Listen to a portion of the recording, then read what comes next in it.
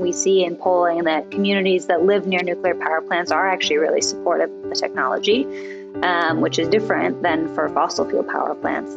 Getting the process right is just super important because there's no time to make mistakes on this. The Rational View is a weekly series hosted by me, Dr. Alan Scott, providing a rational, evidence-based perspective on important societal issues. Hello and welcome to another episode of The Rational View. I'm your host, Dr. Al Scott. Welcome back. Happy New Year 2022. I've had a little break and I've come back refreshed and ready to get this podcast going again. Let's see if we can spread some rationality. Now, as you probably know, nuclear energy is a key element in what I see as a just transition from fossil fuels to mitigate climate change effects of carbon dioxide accumulation in the atmosphere. If you've looked at any of my previous podcasts, you'll know it's safe and effective and low carbon. Waste management is effective, and the power is just dispatchable 24/7. The jobs that it provides are high-quality union jobs, well-paying, and the entire supply chain is domestic here in Canada, at least. How do we communicate these issues to a polarized public? There are problems. It's not catching on. Why not? To find this out, I'm going to interview an expert in this topic. As always, if you enjoy my content, please hit like on your podcast app, share it with your friends. I'd love to hear from you on our Facebook discussion group, or come check out my website at TheRationalView.ca. Dr. Jessica Lovering is the co-founder and executive director of the Good Energy Collective, a new organization working on progressive nuclear policy. She completed her PhD in engineering and public policy at Carnegie Mellon University. She's a fellow with the Energy for Growth Hub and the Fastest Path to Zero initiative at University of Michigan. She was formerly the director of the energy program at the Breakthrough Institute. Dr. Lovering, welcome to The Rational View. Thank you for having me. It's great to be here. I appreciate you coming on.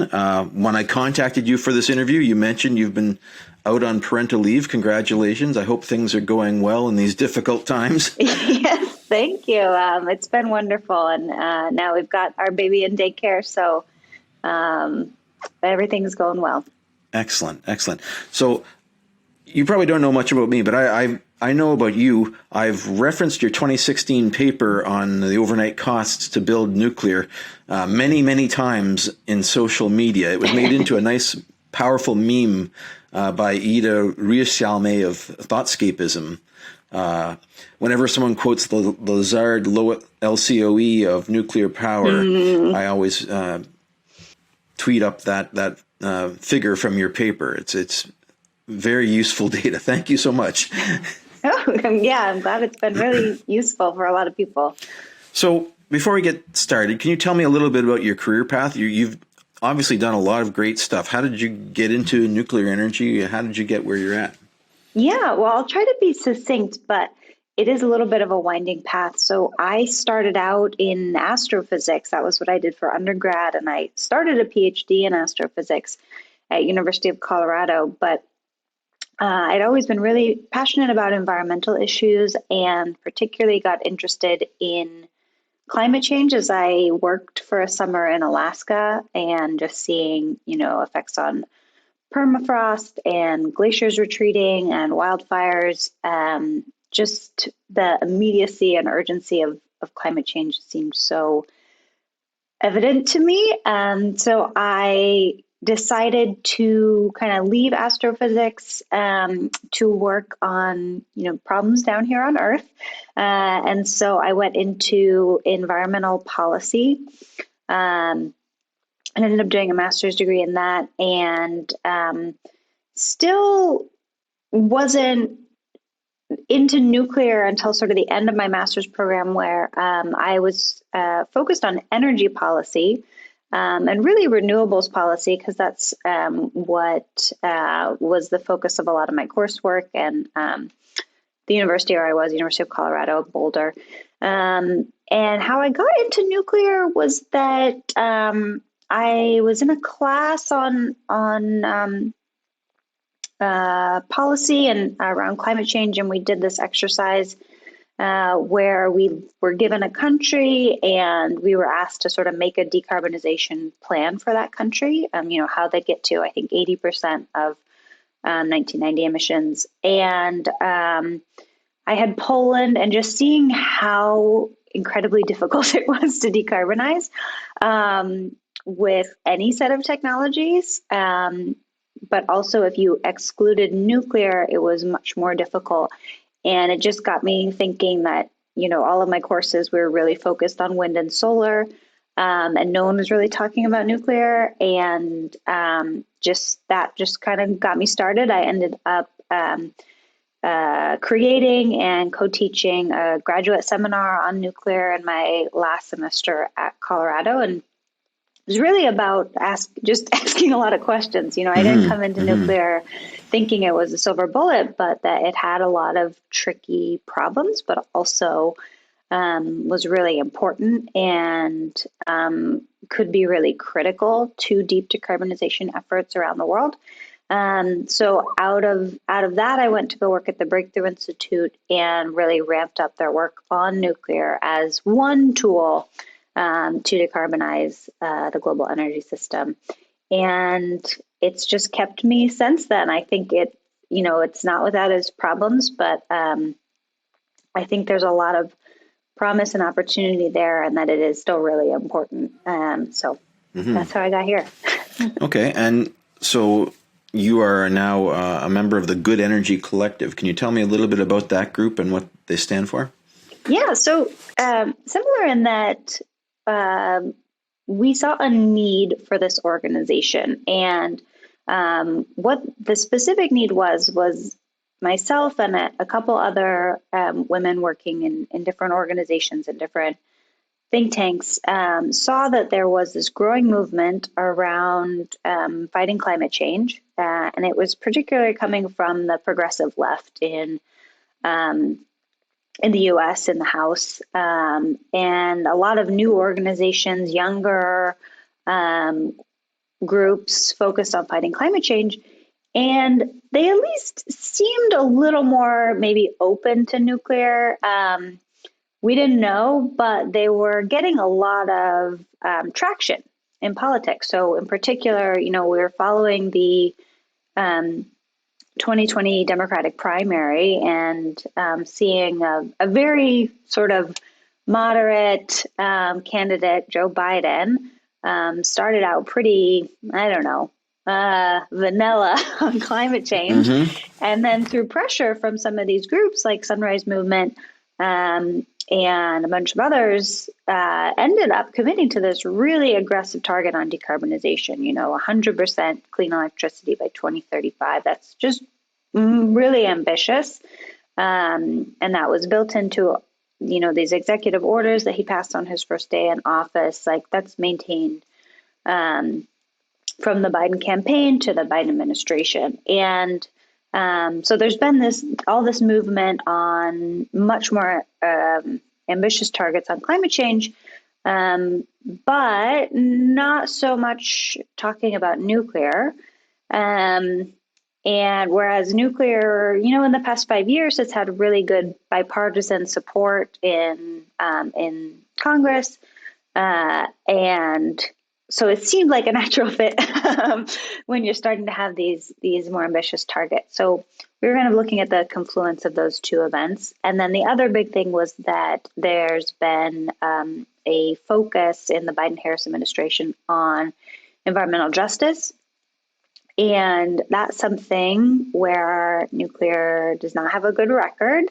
But there's also a lot of opportunities around increasing access to nuclear for new kinds of communities or for different customers. And so we wanted to explore, how could we actually address some of the justice issues from nuclear's past and also align nuclear with environmental justice objectives going forward and sort of get the nuclear industry to operate in a more just and equitable way for future projects, because there are all these companies working on advanced nuclear, and we're really excited about those, and we want to make sure that they're successful, because that's going to be critical for mitigating emissions. And to be successful, they really need to start taking these justice issues seriously. And so we wanted to create a new organization to help them do that, to help figure out how to deploy nuclear in environmentally just ways. And so that's why we started Good Energy Collective. This is certainly not a subject that everyone is thinking about in the nuclear industry, and you highlight that in your essay with Suzanne Baker, "Can Nuclear Power Go Local?" And in it, you suggest that the nuclear industry needs to significantly change its modus operandi, embracing not just new technological pathways, but also a more democratic, inclusive approach to how it does business. What is the industry doing wrong? Yeah, I think right now it's more about they don't have a good model for how to do things right. And so we haven't, built new nuclear power plants in 30 plus years. There are these 2 reactors under construction in Georgia. They haven't been going great, but they probably will come online, and that'll be good. But for new nuclear, for advanced nuclear, for small modular reactors, it's going to look the technology is going to look very different, and particularly because of the size and potential factory fabrication, modular fabrication. So it opens up new deployment models as well. But what needs to be different is the business model. And in particular, most of the nuclear power that we have today was built, 50 or so years ago or more. And the whole market was very different. So you have these big vertically integrated utilities. They would decide where they were going to build a nuclear power plant in this process called, or came to be known as decide and announce, or decide, announce, defend, when there was opposition to these projects. And there really wasn't a lot of community engagement around where projects would be sited. It was really up to the utility thinking, okay, where do we have land? Where do we have access to water? Where do we need the electricity?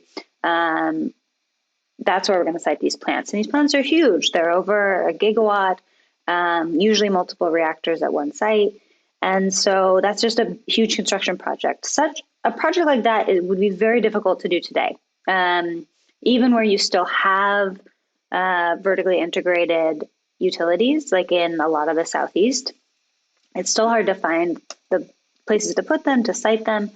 So what we're seeing, or what we think is needed, is for new nuclear is a very different process that starts by looking for communities that want to host a nuclear power plant.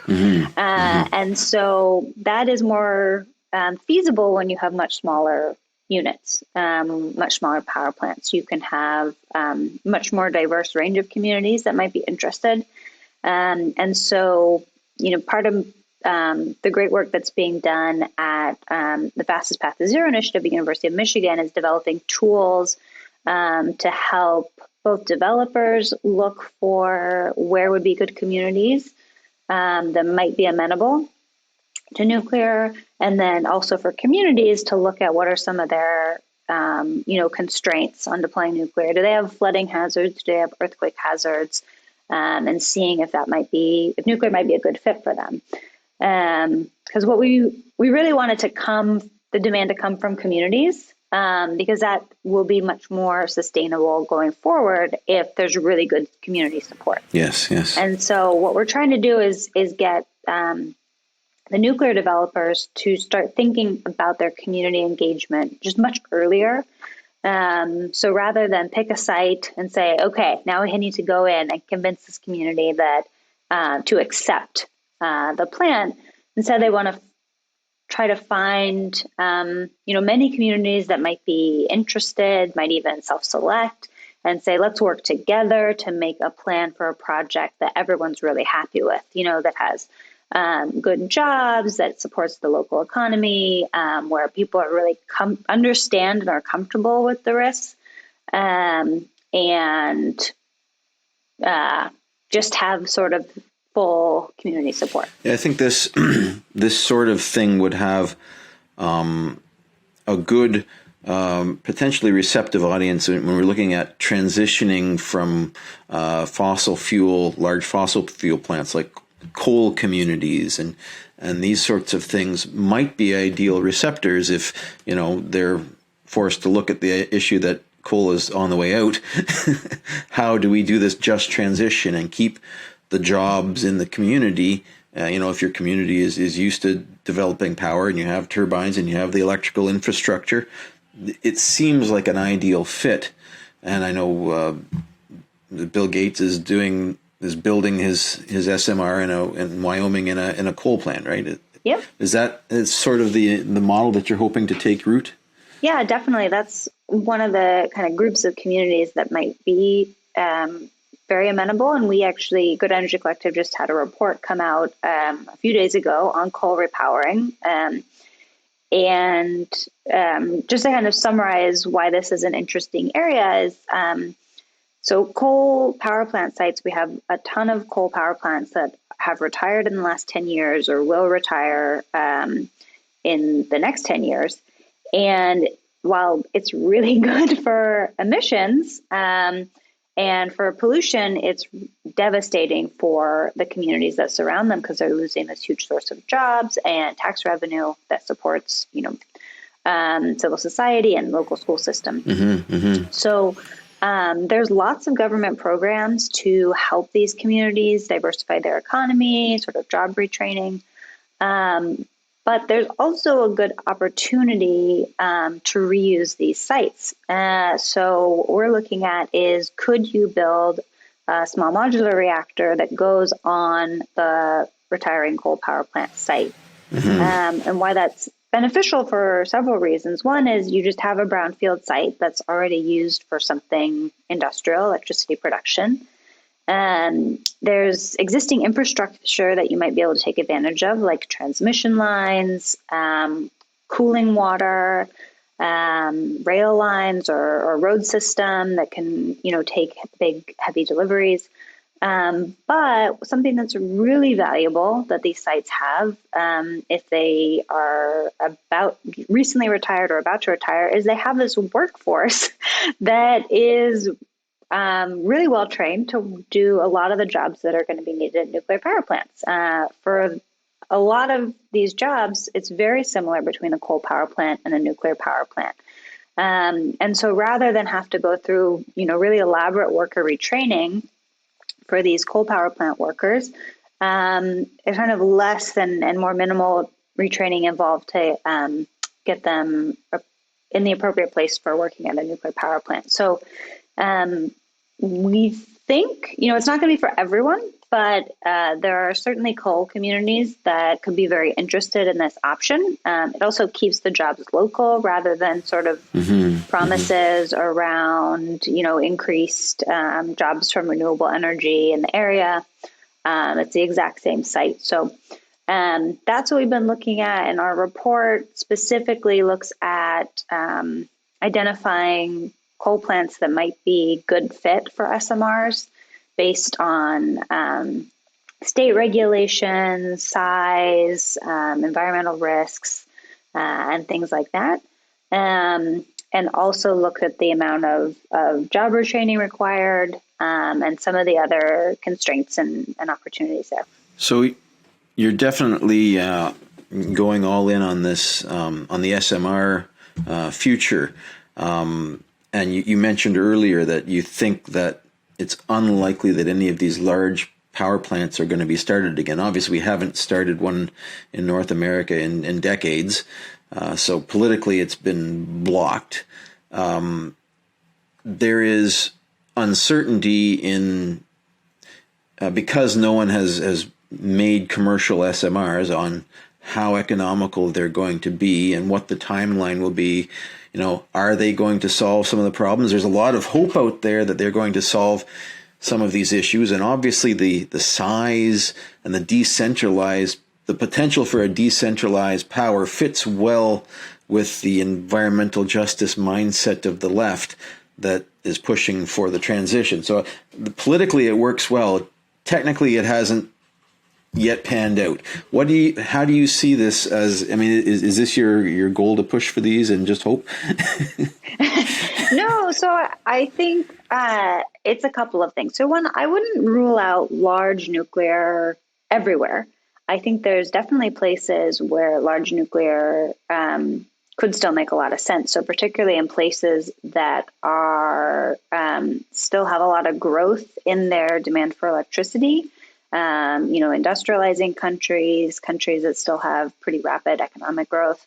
We're seeing a lot of plants under construction in China.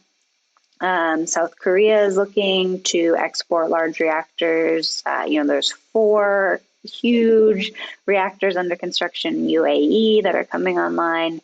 So there's definitely still a market for the large nuclear, but in places that have deregulated their electricity markets, like the US, like a large portion of Europe, it's just really hard to build big things. It's not unique to nuclear. Large renewables projects face similar challenges. And so looking more towards power plants that look like a commercial product that you can order, have delivered, more in a sort of bite-size additionality to your grid rather than these huge baseload power plants. Just makes more business sense for where utilities are in wealthier countries that have had kind of stagnating demand for electricity and deregulated power systems. Small modular reactors just make more sense. And there's also just even things that aren't small modular reactors, but most advanced nuclear that we're seeing in development, it just tends to be smaller. Whether it's 100 megawatts or more like 600 megawatts, that's still smaller than the plants we were building and are building in places like China and South Korea. So it doesn't necessarily have to be super tiny, but definitely smaller. And then the modular or factory fabricated aspect is also very different, but just, we assume that's where things need to go. I mean, that's what's happening with natural gas plants are built modular combined cycle gas turbines. Wind, solar, that's how prices have come down so much is from factory fabrication.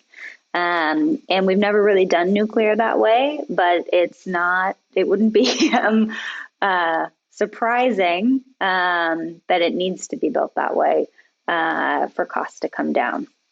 And so there are a lot of critiques around nuclear costs that, it's just always gotten more expensive, that historically costs have grown instead of declined with more unit builds.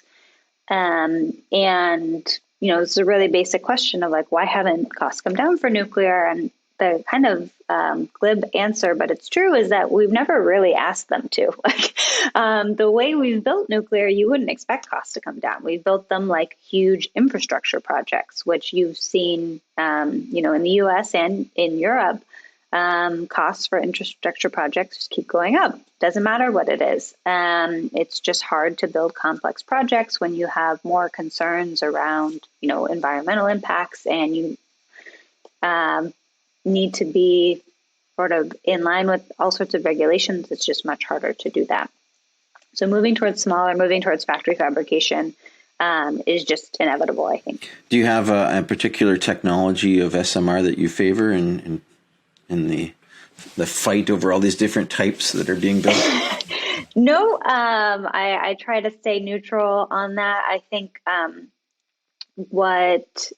what matters and what people should be following is who is moving forward in their first build. So who's going through licensing, and there's I think 6 or 7 vendors that are working with the regulator in the US, the Nuclear Regulatory Commission, to begin the licensing process. There's some that have already submitted different types of licenses. So, for example, Oklo is the first non-light water reactor that submitted a combined operating license. They did that in 2020. And so, you can make a case they're farther ahead. But there are several companies that are working through licensing. So this is kind of a critical next few years of looking at who's going to start construction, who's going to get their license, and who's going to demonstrate first. And I think that's how we should judge them. There are a lot of companies out there. There's over 70 in North America working on a big diverse range of advanced nuclear designs. So I wouldn't pick a winner yet, and there will definitely be room for several different designs and for different market needs. Oklo, which I mentioned, is very small. It's 1.5 megawatts. So that's not going to be replacing, micro, and it's not going to be replacing coal plants, but it could be a great option for off-grid communities. Indeed. Islands, diesel-dependent communities. And so different designs for different markets. Mm-hmm, mm-hmm. I think the biggest concern for a lot of us who are watching this play out and who are, who believe that nuclear has a significant role to play in decarbonizing the economy, communication is key. How do we sway public opinion from anti-nuclear to pro-nuclear? And that's one of the things I wanted to talk to you about the most, because you brought up some good points in your paper. You point out that nuclear advocates tend to characterize their opposition as being ideologically motivated and misunderstanding the science. I'm guilty. I do that too. But you go on to suggest that communication strategies aren't the way to change minds. It's the market strategy that's more important, to go away from this big centralized clean energy monolith to a more distributed community-based power source. So obviously that fits with what you're talking about here. What other things do we need to be doing as advocates for this to help it move forward? Yeah, so I think the point that we're trying to make is that there's been a ton of communication efforts around nuclear to change public perception, and really the challenge is that the industry just needs to be different for people to perceive it differently. And so that's much harder, but that's why we're focused on these first demonstrations and making sure they're really successful, and not just commercially successful, but that they have really good support from their host communities. And that is critical for success of the project, but also for the future of the nuclear industry. So what's needed most, I think, to change public perception is for there to be successful projects that people can go and look at, that they can, talk to people in these communities about what it's like to live next to them, and how the engagement process was. To see that it is a fair and just process that the community went through. And I think that's what's needed to change public perception, because right now, it's not necessarily, fair a lot of the times, but nuclear definitely gets grouped in people's minds with fossil fuels. You see these polls about what people think about different energy sources, and a very significant share of people think that nuclear makes greenhouse gas emissions when it's operating. And that's not, necessarily like they don't understand the science of nuclear. They just have nuclear grouped in this category of fossil fuels. And a lot of that has to do with the business model. So nuclear power plants are owned by big utilities, just like fossil fuel power plants. And utilities, there's a huge variety of utilities in the U.S., but a lot of them have done, shady things and corrupt practices, and, projects have gone over budget. So there's a lot of good reasons for people to be skeptical of that model. there's also, of course, great utilities that have been doing wonderful work and bringing emissions down and building clean energy. But that's the sort of success that people need to see to have faith in these institutions and to change their perception around nuclear, is to, kick the tires and see how the technology is working. We see in polling that communities that live near nuclear power plants are actually really supportive of the technology, which is different than for fossil fuel power plants. And so unfortunately, nuclear power plants have a very small footprint. So there's not very many communities that live near an existing nuclear power plant. But if we're moving towards having more demonstrations, particularly of new advanced nuclear technologies, then getting the process right is just super important, because there's no time to make mistakes on this. So, I mean, time is definitely of the essence in mitigating climate change, and that's one of the biggest impediments that anti-nuclear people will throw up there, is that it takes too long. We don't have an SMR. We're not going to have one this decade. And I've spoken to Canon Brian of Terrestrial Energy, and he's saying basically, the regulations and the ALARA principle really slow down the process to slog through all of this red tape. It's not really in the best interest of the public if we know people are being killed by fossil fuels, by the thousands, by the millions. It seems like it's a no-brainer.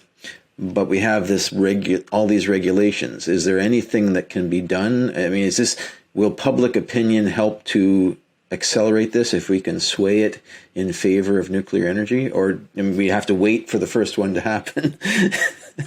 Yeah, no, I think, it's a chicken and egg problem, but I think there is a lot that's changing on the regulatory side. And it's not, I don't think you're ever going to win if you're saying we just need to make the regulations much more lax. That doesn't feel good to people that are anti-nuclear, and that's not what's needed. But there is a lot of room for reform of regulations to make them more risk-informed and more appropriate for new technologies. And there's been great legislation to reform the regulatory process, and the NRC in the U.S. is doing a lot of this work to design new regulations for advanced nuclear. So this is underway, and it could definitely help. It is a big hurdle for new nuclear developers, and it's also a big financial hurdle. Right now, nuclear developers pay for their licensing, and it's quite expensive. So there's more room to help on that end, cost sharing with the government, some of that regulatory cost. But I think, some of these things you need those regulations. I mean, you want proper environmental impact statements done because you need those in place for people to really feel comfortable, and for these communities to feel comfortable. I think if those sorts of things are skipped or rushed, then that adds to this perception that nuclear is sort of doing things, under the table, shady, or cutting corners. Yeah. And that leads to accidents, that leads to, contamination. So I think the timeline just is going to be a little bit longer. We have seen, legislation and support of policies that are accelerating that timeline. We can definitely have more of that.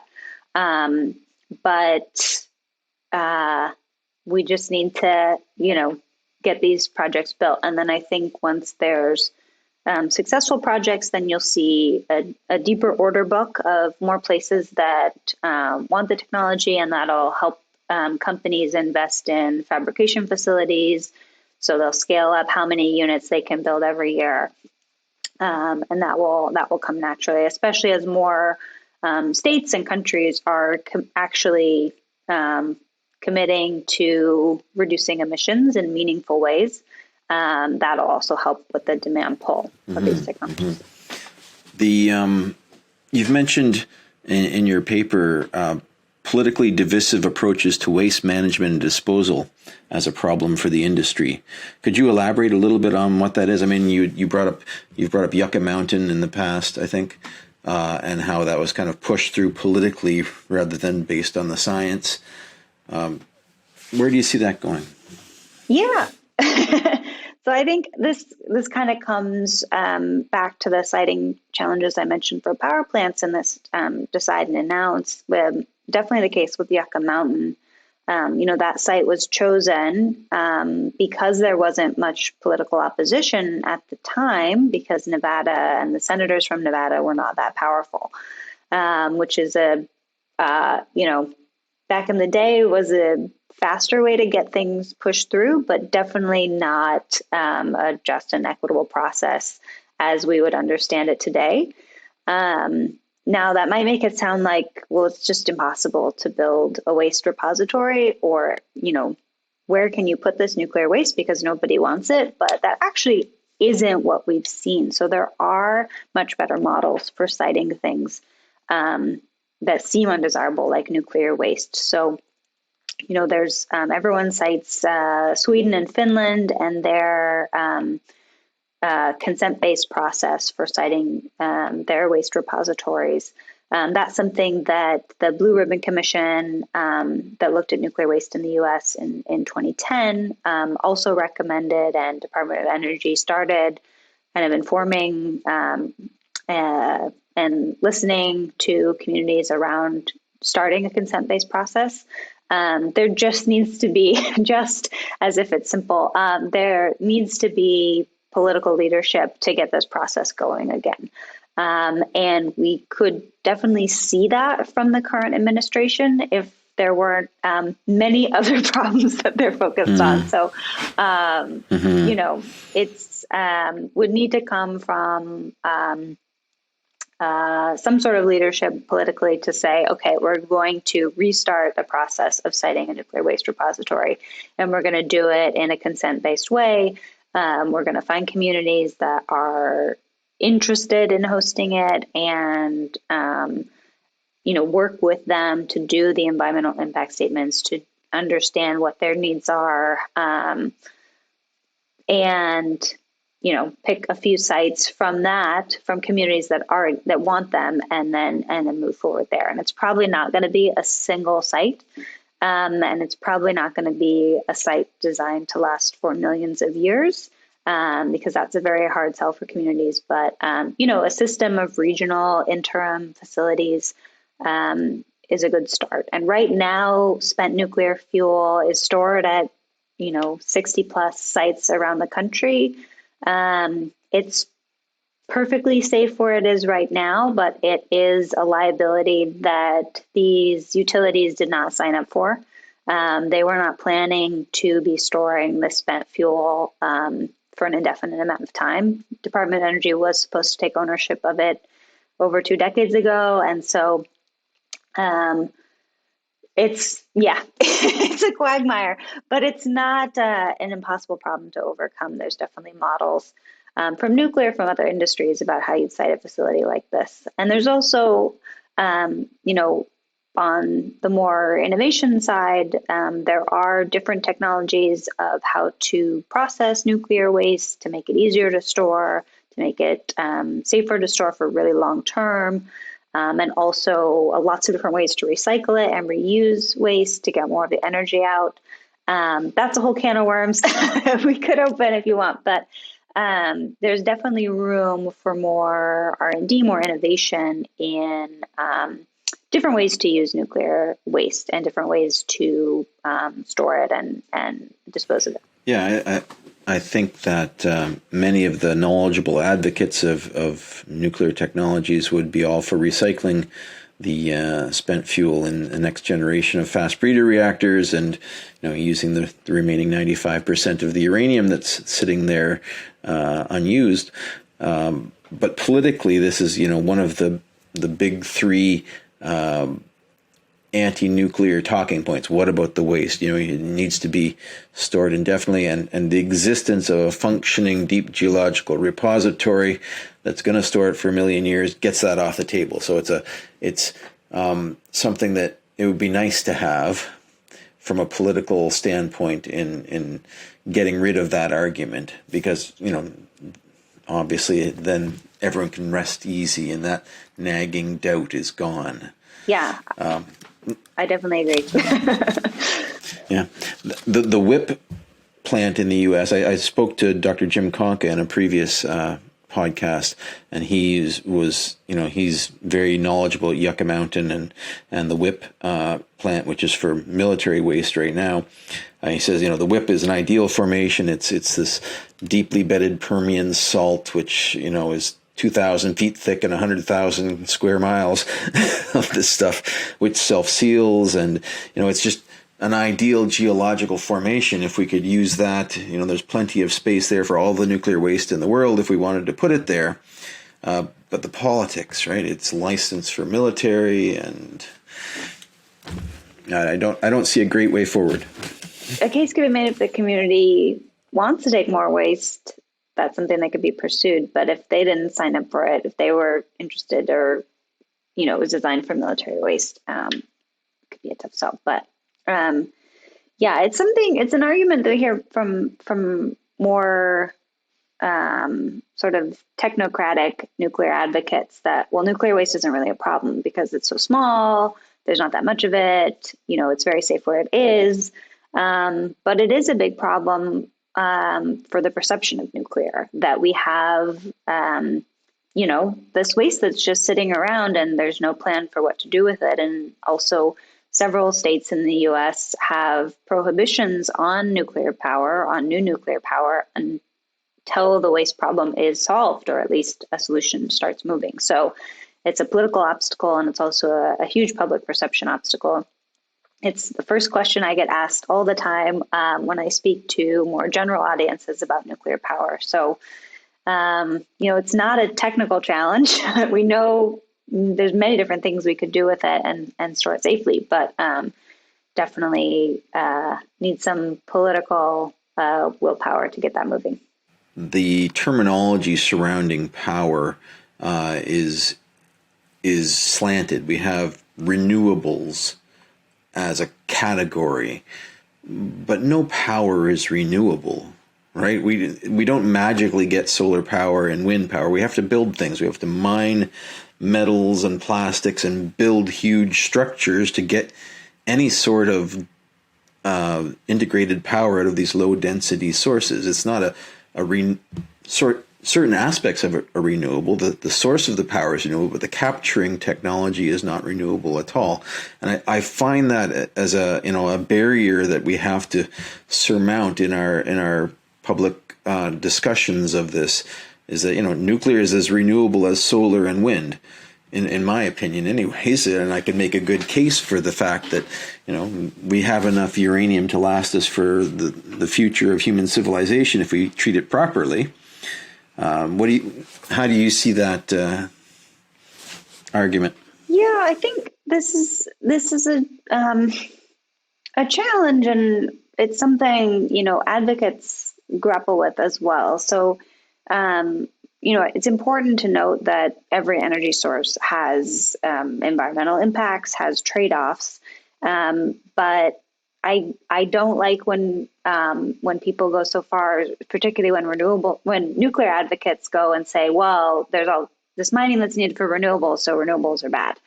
It's more about recognizing the impacts and creating standards and regulations that manage and mitigate the impacts from every energy source. So, we need a lot more work on critical minerals for renewables, but it would help to have, better tracking, better transparency on where minerals are sourced for everything, for uranium, for rare earth elements used in batteries. I was just listening to a story about cobalt in the DRC used for electric vehicles. And so it's not, I want people to move away from, well, this is renewable, so it's good, or, well, this is, uses mining, so it's bad, to say, okay, what are the life cycle impacts and how can we compare them fairly? How can we minimize them for every technology? Because we are definitely going to need renewables, and we're going to need a lot more of them. So we can't just sort of throw the baby out with the bathwater. We need to make sure they're also have sustainable practices for their life cycle, and minimizing, the emissions of their manufacturing as well. And of course, there's a, very terrible legacy of uranium mining in a lot of places as well. So if you're going to point out mining impacts, I think the goal should be, we want to make sure that we are sourcing materials, whether it's uranium, whether it's rare earth elements, in the best, most sustainable way, and in just and equitable ways for the communities surrounding these mining, wherever they might be in the world. So I think, moving away of, I don't know what the word is, but just being critical of easy categorization of technologies, and focus more on outcomes, and understanding the life cycle impacts of everything. Yeah, you need to step back and look at the big picture, look at the ecological footprint of your energy sources in an equitable way and on a level playing field. I think that's the piece that's missing in the public's technical picture. One of the pieces that's missing in the public's technical picture of nuclear is that it's not unique in any of these categories in terms of having a waste stream or having hazardous waste or using mining. And that's the point that I'm trying to make. You bring up in your paper the white male effect, the significant gender and racial gap in support for nuclear. Surveys suggest that this is due to white males having a larger appetite for risk than other populations. What do you believe is behind this divide?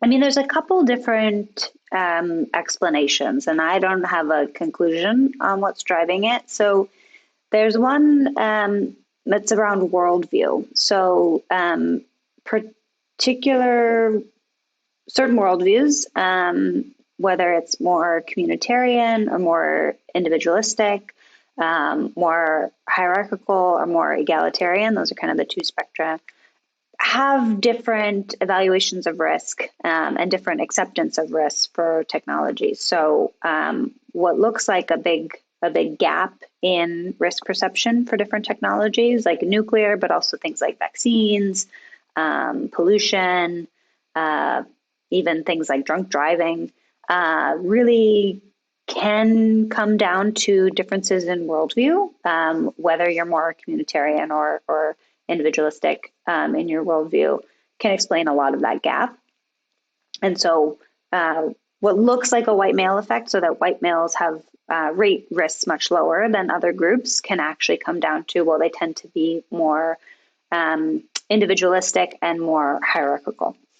So that's one explanation or one hypothesis. Another is vulnerability. So historically, women and people of color have been more vulnerable to risks, whether they're economic risks or environmental risks. They have less means to adapt to risks. And so if you present a new technology and say, well, these scientists say it's really safe, or the government says it's really safe, vulnerable communities are going to take a step back and say, well, you told us that in the past, and it's been really hard for us. We are more impacted by natural disasters or, economic collapse. And so we don't want to take that risk. Whereas people with more privilege, with more wealth, more means say, when there was a wildfire, my insurance covered it, I moved, it's not as big of a deal for me. So that's a different explanation. But where it's come sort of to head in nuclear is that the industry has been very dominated by men, and particularly by white men historically, and that has shaped how the risk is communicated, and how the risks are perceived by non-experts. And so that is a challenge to overcome as well. I don't think, and a point we're trying to make is you can't just change the communicators. You can't just find, women or people of color to talk about how great nuclear is. That doesn't really address the underlying condition. And it is difficult if the underlying issue is economic vulnerability, to change risk perception. And so that is where we're focusing on different community engagement models, because if a community is interested in a new clean energy project and is really involved and engaged in the process of deciding how a power plant is going to be in their community, how it's going to operate, and they feel like they have good control and good sort of ownership over that project, I mean, that does actually change how they view the technology and how they view the risks. If you have power, you are less vulnerable to potential risks. And so that is something that can actually change that deeper issue driving risk perception. Yeah, it's definitely a good approach. And I know Canada is using that sort of community approach to citing its deep geological repository as well. And they're asking for, they've asked for communities that were willing to consider supporting it. And now they're going through a process of doing environmental and geological surveys in these communities. But the white male effect, I come up against this in advocacy all the time. It's weaponized now as an epithet against nuclear supporters. We're all nuke bros now. Well, not every male is a nuclear bro. It's a very specific type of nuclear advocate, and there are many wonderful nuclear communicators and nuclear advocates that are male, and I don't want to, dismiss them. It's a very specific advocate, and they probably know who they are. But definitely, we can all improve. Is also an example. I have a lot to learn. I've learned a lot, but still a long way to go. And so I think everyone, can always improve. You make a very good point in that we shouldn't be fighting against regulations. We should be advocating for a balanced approach and a big picture view on the impacts of technologies, all technologies, and not one thing that I find is that a lot of people just focus on the negatives of nuclear. And if you look and that sort of focus on one technology, you're going to find warts. All of the technologies have warts if you look close enough. And it's a question of making sure that you're not over-focusing on one and that you have a balanced view of all of them. And the impacts of fossil fuels are very obvious, the negative impacts of these, and it's very easy to contrast them. So that's what I try to go back to, and that whenever I'm approached by an anti-nuclear advocate is to let's step back. We're accepting fossil fuels that spew more radiation into the environment than all of the nuclear combined. We need to make sure that we're attacking the right windmill here. Excuse me. And I think also, I think this has changed and is changing, but there just needs to be more humility in the nuclear industry of recognizing the faults in nuclear. I think there's sometimes this knee-jerk reaction of waste isn't a problem, proliferation's not a problem, mining's not a problem. But recognizing the historical harms that the industry has caused, you can still think the technology has a lot of promise, is really important for reducing emissions, for reducing air and water pollution, while also recognizing the injustices of the past and working to address them. And the other side of that is also, advocates need to be more enthusiastic about other clean energy technologies. So think of nuclear as one tool in the tool belt, also advocating for renewables policies, for nuclear and renewables working together. Example I like to bring up is NuScale, the small modular reactor company, has published some research and some white papers showing that their reactor can be a good complement to wind energy in the Pacific Northwest, and they do some modeling around that. I think that's a much better approach to show, we're all in this together. Every tool is needed, and they have different, use cases and different markets. And also we need to work together to minimize the negatives across every energy technology. Yeah, if you look at the pathways to net zero, we need to, roughly triple our clean electrical capacity to get to 80%. I think is what IPCC is saying, and yeah, we need every tool in the box to get there, and we need to be wildly optimistic about how quickly we're going to roll all this stuff out. So it's a very good point. So what's next for you? What are you working on these days at the Good Energy? Yeah, so there's, it's hard to believe 2021 was a very long year, but there's still a lot of work in the U.S. at least in legislation to support and accelerate demonstration of advanced nuclear. More work on testing facilities and fuel supply for advanced reactors. And then internationally, something that Good Energy is going to be getting started on is looking at nuclear diplomacy. So how to work with other countries that are interested in starting commercial nuclear power programs in sort of new ways of doing that. That's more equitable for both partners and kind of helps countries that want nuclear get it sooner, but in a way that's safe and economic, and also meets their needs and their values. So sort of looking at new ways of exporting nuclear technology that align with kind of global climate change agenda and this climate diplomacy, which is something that's come out of the Biden administration in the last year as well. Excellent. Well, I wish you all the best of luck in those endeavors. Before I let you go, I got a couple questions. I ask this question of some of my interviewees. What science fiction do you like? What's your favorite science fiction? Okay. There's so many. I would say just my initial gut reaction when you ask that is I love anything by Kim Stanley Robinson, and I know his climate work has gotten a lot of focus, but I'm a longtime fan of his Mars trilogy, and that's some of my favorites. So if your listeners have not read Mars, that's a great place to start. Even people I know who never read sci-fi, don't like sci-fi, read Mars. And something I read in 2021 that I liked was Good Morning Midnight.